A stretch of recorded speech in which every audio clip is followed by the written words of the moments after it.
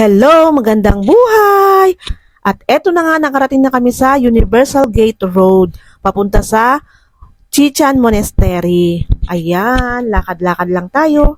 Maglalakad ka dito ng 5 to 10 minutes. Ayan, yung mga kasama ko, nauna na sila kasi alam nyo naman ako for the video pa. Ayan.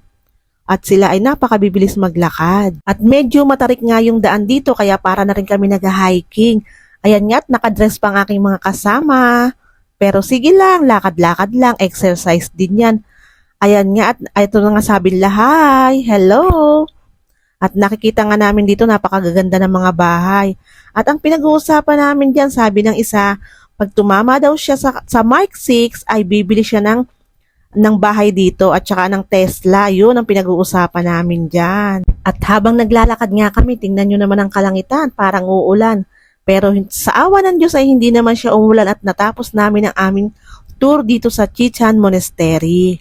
Hinahapo na yan pero hindi lang nagpapahalata. Alam niyo ba talagang paakyat yung daan? Ayan, tawa-tawa lang, sige lang. Sabi ko nga parang uulan pa yata pero hindi naman siya umulan at natapos naman namin ang aming tour dito sa Chichen Monastery. At hanggang dito na lang muna. Mamaya ulit ang kasunod. Sana inyong nagustuhan. God bless us all. Bye!